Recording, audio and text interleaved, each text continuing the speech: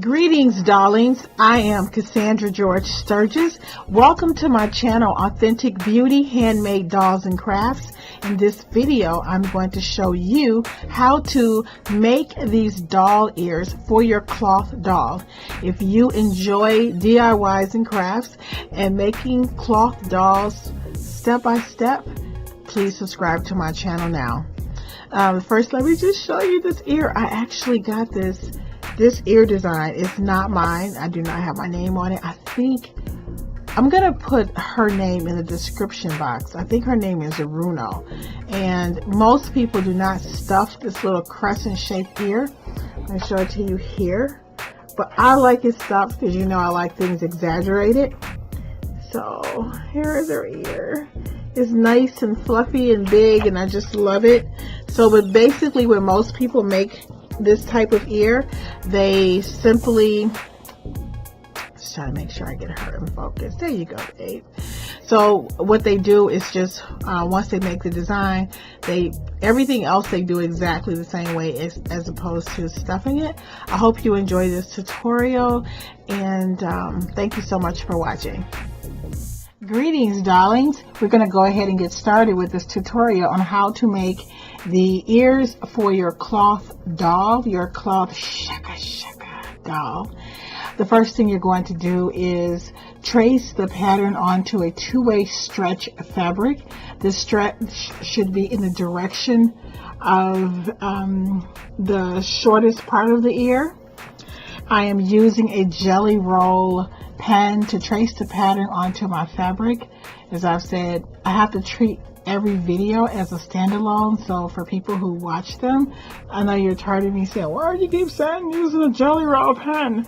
Well, because somebody is going to watch this video who haven't seen any of the other videos because they just want to make some ears for their doll. And I just want to say that the jelly roll pens, they give you a crisp outline, and it's easy to follow, and it does not bleed to the other side of the fabric.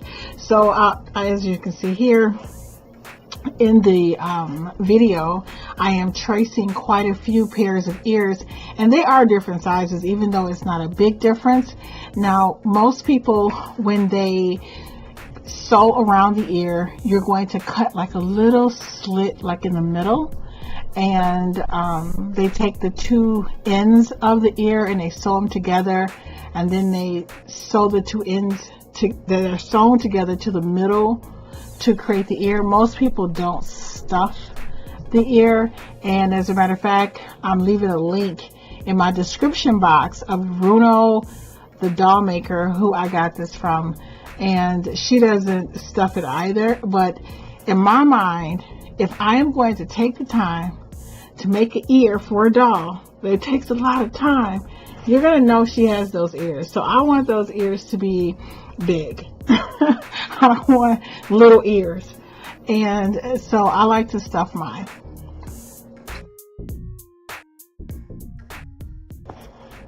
So now that I'm finished sewing around the doll's ears, I am going to cut out the little crescent shaped ears and put a little small slit in the middle, which is going to be to the back side, and stuff it with fiberfill. Again, I'm going to suggest that you use Morning Glory or Mountain Mist fiberfill because it's very dense and it will fit into the ear very nicely and not have that spongy type feeling. It will get into the little nooks and crannies and give it a nice form.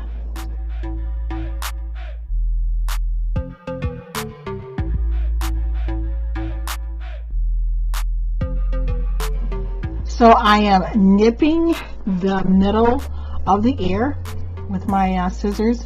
I think make sure your scissors are pretty sharp, and you're going to ladder stitch this little area back together, and you're going to, when you ladder stitch the ears to your doll's face, you're going to turn this side on the inside. And even though you put that little ladder stitch there, it does alter the shape of the doll's ear a little bit and gives it a little bit more character. So I cut out the ear. I put the little slit in it. I am turning the ear on the opposite side. I'm using my dowel to push out the edges.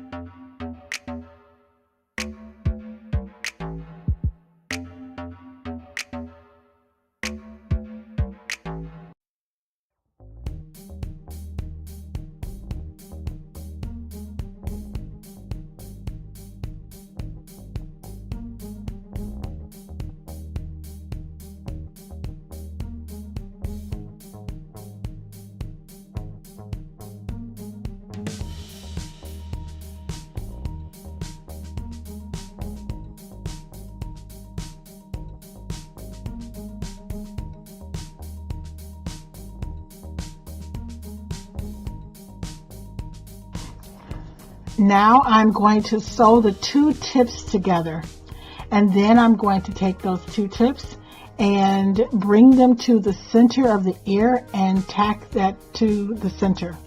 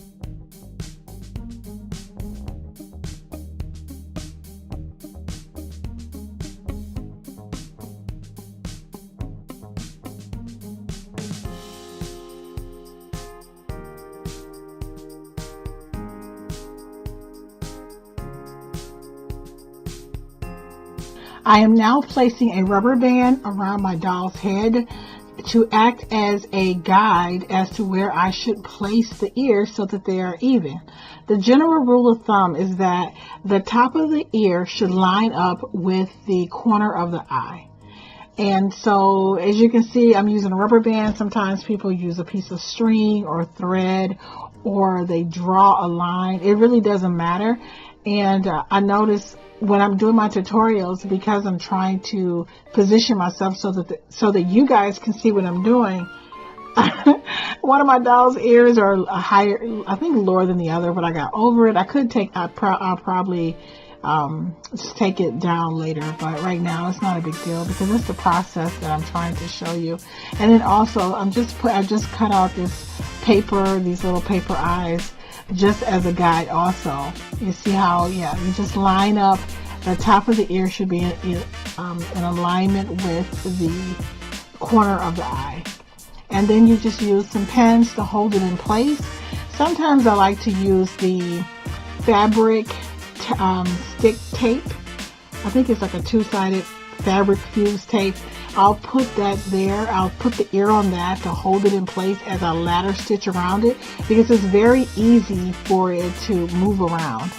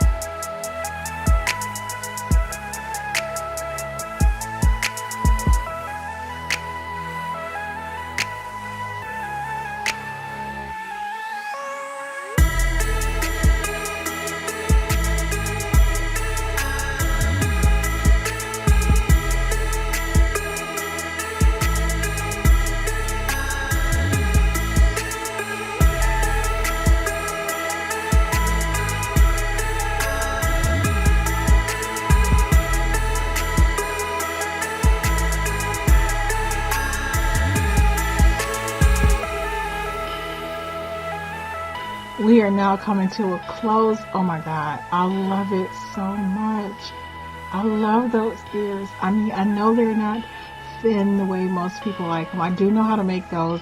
There are actually 4 types of ears that I make.